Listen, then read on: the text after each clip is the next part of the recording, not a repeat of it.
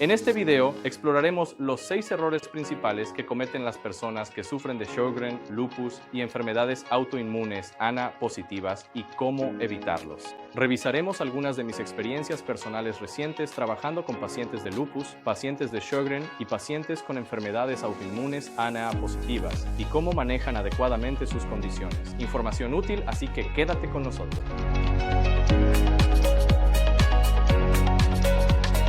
Hola, soy el Dr. Chanu Dasari, un cirujano especializado en revertir la inflamación causada por disfunción del microbioma intestinal.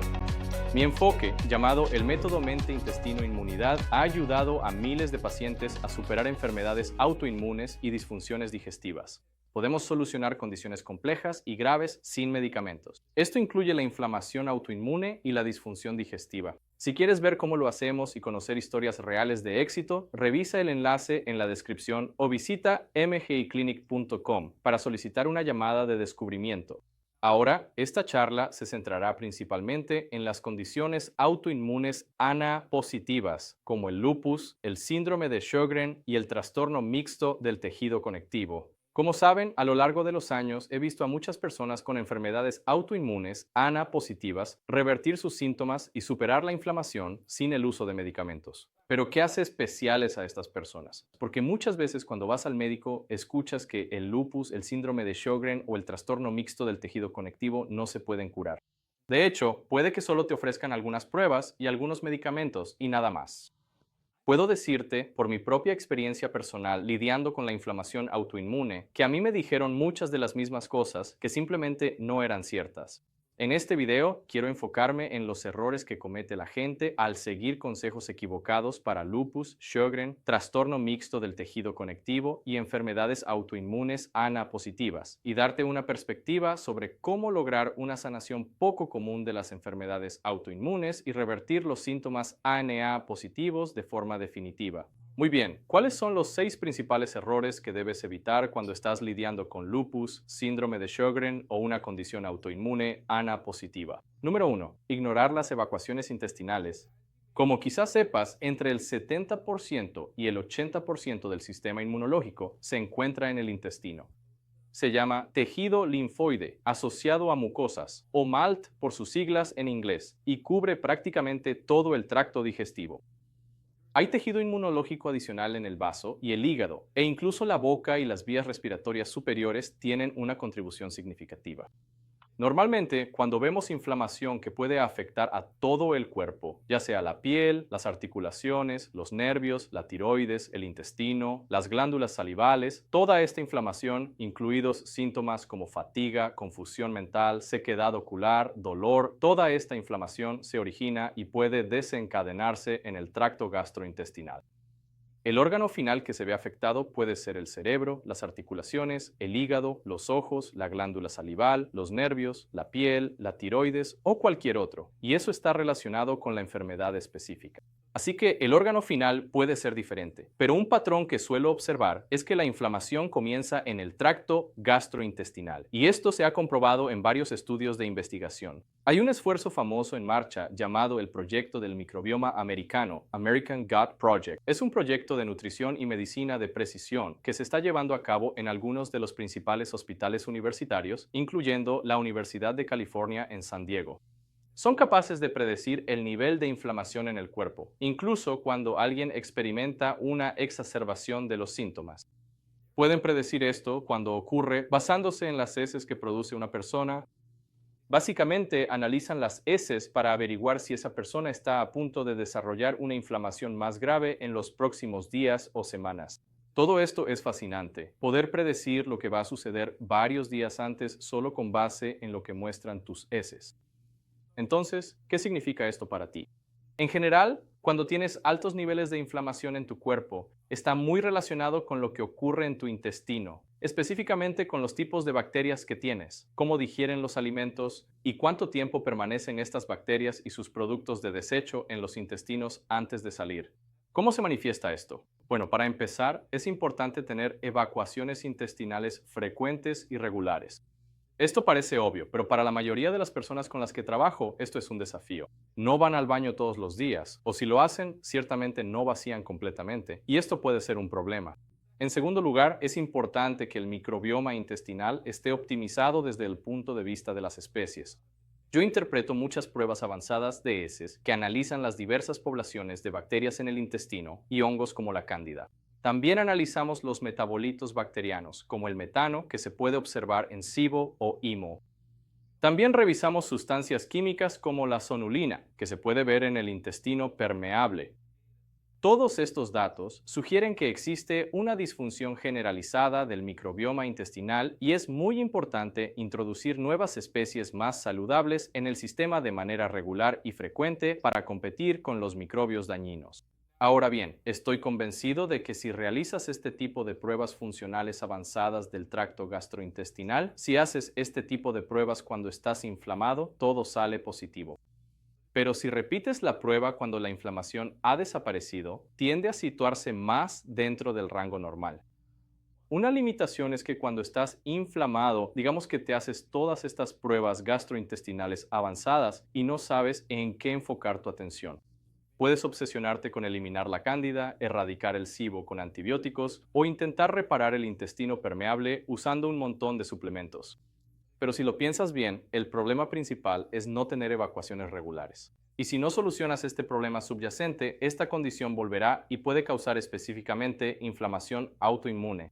Además de las evacuaciones, es fundamental que la dieta ayude a mantener colonias microbianas saludables y no altere el equilibrio entre los microbios buenos y malos. El sistema intestinal contiene un entorno en constante cambio de bacterias, hongos y virus. Algunas de estas bacterias producen metano, como ocurre en el caso del SIBO tipo IMO. Este subtipo específico de bacterias se llama arqueobacterias. Algunas de estas bacterias también responden a los antibióticos, mientras que otras no. A veces, incluso las bacterias saludables pueden ser eliminadas por ciertos antibióticos, y por eso se presentan condiciones como la colitis por C. difficile. El C. diff ocurre cuando hay un crecimiento excesivo de bacterias Clostridium en el tracto gastrointestinal, y la razón por la que esto es importante es que el Clostridium forma una biopelícula que impide que otras bacterias buenas crezcan en su lugar. Así que cuando tienes esta condición, puede ser particularmente difícil de eliminar si no sabes lo que estás haciendo. Lo mismo ocurre con el sobrecrecimiento de cándida. A veces puedes tener hongos que simplemente se apoderan y causan una alta producción de histamina. Aquí puedes ver alergias, urticaria, confusión mental, hinchazón. También puedes notar cambios en la piel y las uñas, además de síntomas alérgicos como goteo posnasal y sequedad ocular. Resulta que ciertas bacterias también pueden causar un aumento en los niveles de histamina, y esto depende del tipo de dieta que estés llevando, pero también del tipo de bacterias que haya y cuánto tiempo permanecen allí. Siguiendo con este tema, hay un aspecto que todavía se ignora: los virus. Muchos de ustedes probablemente saben que los virus pueden infectar células humanas, pero ¿sabían que también pueden afectar a las bacterias? Los virus son capaces de inyectar su código genético directamente en las bacterias y pueden contribuir a la virulencia de ciertas cepas bacterianas. También pueden aportar genes que producen resistencia a ciertos antibióticos.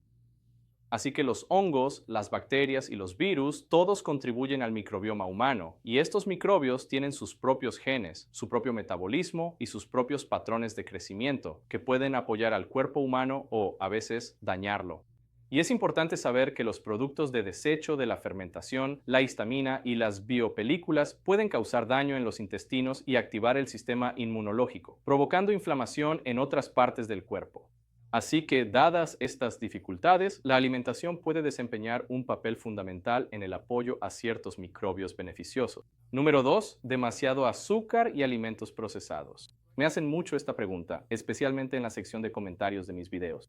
He escuchado cómo muchas personas han eliminado el azúcar y los alimentos procesados de su dieta, y eso fue suficiente para revertir sus síntomas de manera permanente, y hay mucha verdad en eso. Hay varias razones por las que el azúcar y los alimentos procesados causan estragos en el cuerpo. Por un lado, generan disfunción en el microbioma intestinal. El azúcar y los químicos provocan un crecimiento excesivo de bacterias dañinas en el sistema gastrointestinal y en las vías respiratorias superiores. El resultado es que el metabolismo normal se ve afectado negativamente. Por ejemplo, el metabolismo de los ácidos grasos en presencia de azúcar crea derivados dañinos del colesterol como el ácido araquidónico y oxida los tejidos. El azúcar y los alimentos procesados también aumentan la presencia de especies reactivas de oxígeno y activan enzimas como la sintasa de ácidos grasos, la lipasa sensible a hormonas y el receptor activador de proliferador de peroxisomas gamma, que pueden desregularse aún más con el consumo de alimentos procesados.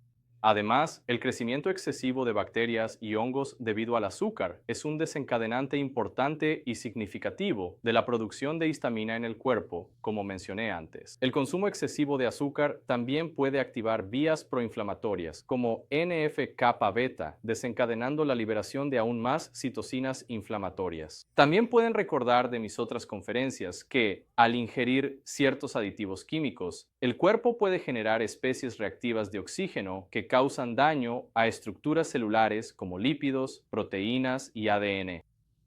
Las vías bioquímicas afectadas también incluyen la activación de enzimas prooxidantes como la NADPH oxidasa y la xantina oxidasa, así como la inhibición de antioxidantes naturalmente protectores en el cuerpo como la superóxido dismutasa, la catalasa y la glutatión peroxidasa.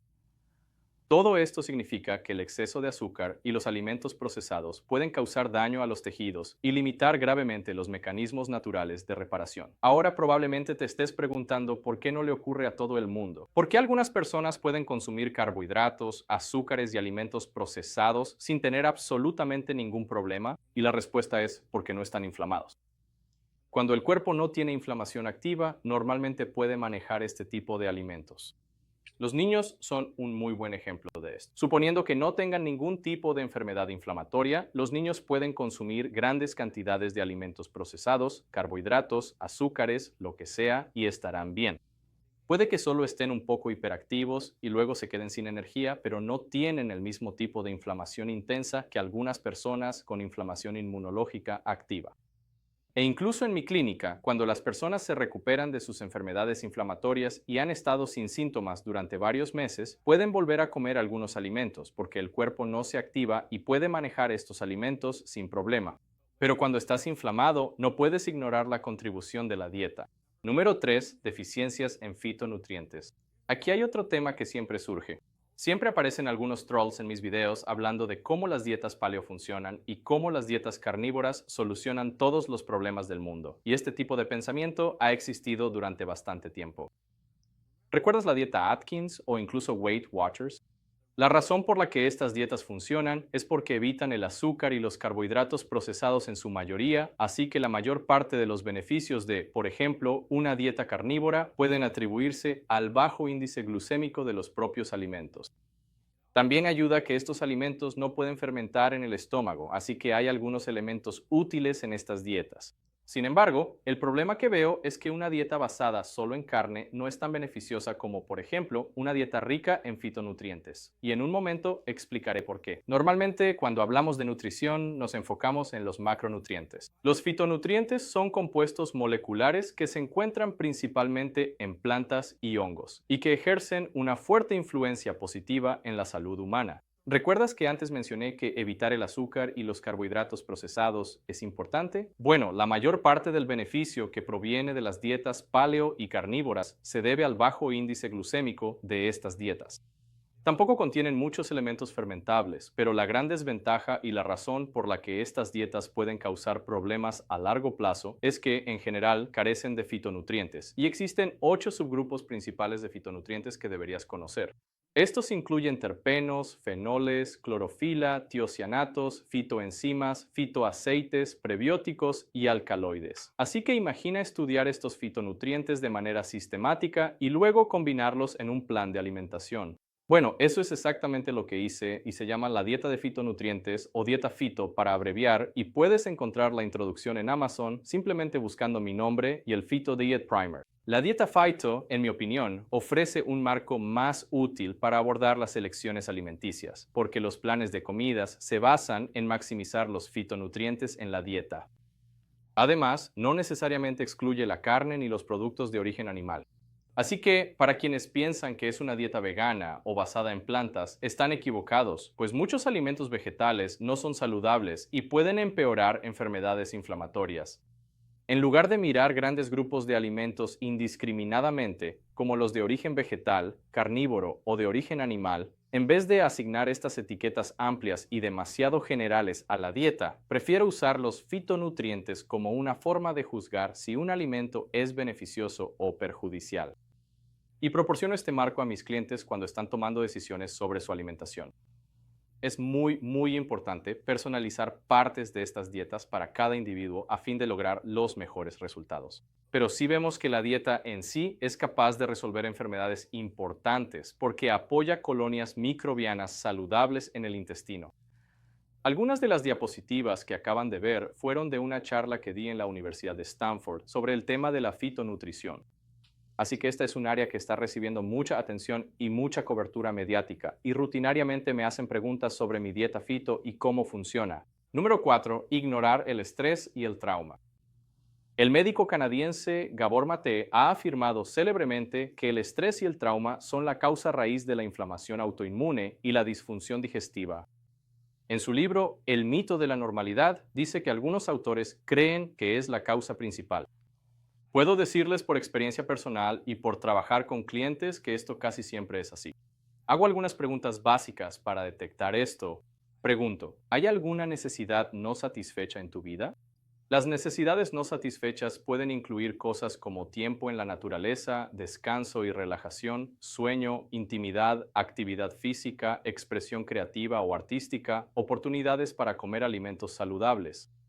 Cuando les pregunto sobre estas necesidades no satisfechas, casi todas las personas con las que hablo, el 100% de ellas, tienen al menos una o dos. Ahora, la pregunta de seguimiento que hago es, ¿qué te impide satisfacer esa necesidad no cubierta? Y por lo general es algún tipo de obligación. Ya sea que digan tengo que trabajar, o tengo que cuidar a mis hijos o a un familiar mayor, o tengo estas obligaciones sociales, financieras o familiares. Así que, básicamente, lo que esto significa es que pasan la mayor parte del día haciendo cosas que tienen que hacer, lo que implica que ignoran sus propias necesidades y algunas de las cosas que quieren hacer. Basen todo su día en evitar consecuencias negativas, cumplir con sus obligaciones y complacer a otras personas a costa de sí mismos. Y esto puede ser peligroso. Entonces, ¿por qué se llama a esto trauma? Parece que lo que acabamos de discutir es básicamente la situación de todos en este mundo. Bueno, Gabor Maté diferencia entre trauma con T minúscula, trauma pequeño y trauma con T mayúscula o trauma grande. El trauma grande puede ser cosas como abuso, negligencia, agresión física o la muerte de un ser querido. Pero el trauma pequeño puede provenir de experiencias aparentemente ordinarias de la vida que poco a poco enseñan al individuo a ignorar y desconectarse de sus propias necesidades. Y desafortunadamente, muchas personas, incluso aquellas que están bien adaptadas y tienen éxito, lidian con esto. En la Clínica de Inmunidad Mente-Intestino, recientemente integramos una herramienta de concientización sobre el trauma y el estrés que permite a las personas identificar estos problemas y tomar medidas para ver resultados rápidamente. También ofrecemos un recurso de apoyo para ayudar a las personas a superar y abordar estos problemas en un plazo razonable. Número 5. Mal sueño. Ahora, en lo que respecta al estrés y las necesidades no satisfechas, muchas personas no obtienen un sueño reparador adecuado. Su sueño puede ser interrumpido o se despiertan con frecuencia. Y tenemos todo un módulo dedicado a optimizar el sueño para que el estrés pueda manejarse más fácilmente a lo largo del día. Incluso un solo día de mal descanso puede llevar a varios días de aumento de la inflamación. Por eso es importante que hagas un inventario y realmente registres cuántas horas de sueño reparador estás obteniendo.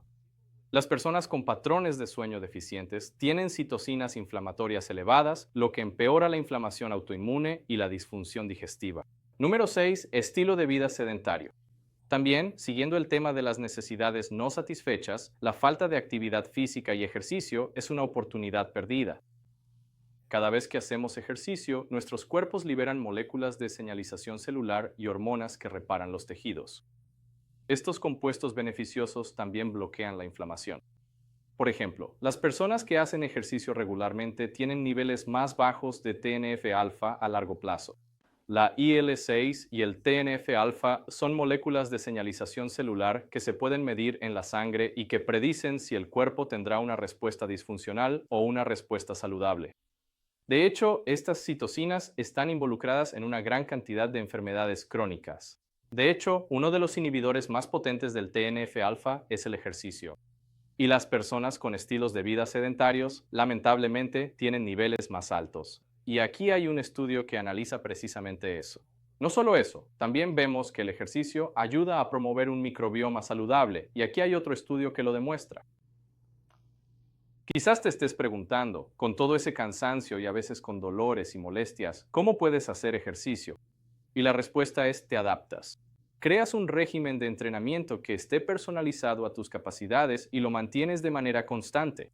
A veces se trata de identificar habilidades y ampliar un conjunto de movimientos y maniobras que no generen mucho estrés en las articulaciones o los nervios. Otras veces son entrenamientos más lentos y deliberados para aumentar el tono muscular. Por lo general, cuando vemos personas en la clínica con limitaciones, trabajamos para ayudarles a lograr el éxito. En la clínica de inmunidad mente-intestino, creemos en revertir las causas raíz de enfermedades autoinmunes ANA positivas, como lupus, síndrome de Sjögren y trastornos mixtos del tejido conectivo, para lograr resultados duraderos. Encontramos soluciones para la inflamación sin el uso de medicamentos, y con la ayuda de asesoramiento y revisión médica experta, podemos dedicar un esfuerzo real a la mejora, y en particular a optimizar la dieta, la digestión, el sueño, el estrés y el ejercicio. Estas son las áreas principales que contribuyen a las enfermedades inmunes ANA positivas y empeoran el lupus, el síndrome de Sjögren y los trastornos mixtos del tejido conectivo. Ahora, si te resultó útil este video, no olvides darle like y suscribirte. Además, si conoces a alguien que tenga una enfermedad autoinmune ANA positiva, como lupus, síndrome de Sjögren o trastorno mixto del tejido conectivo, y crees que esto podría ayudarle, asegúrate de hacérselo saber. Comparto mucha información sobre enfermedades autoinmunes y cómo revertir estas condiciones de manera natural, sin medicamentos. Haz clic en suscribirte para más de Clínica Mind Gut Immunity. Hasta Dr. Daughtry.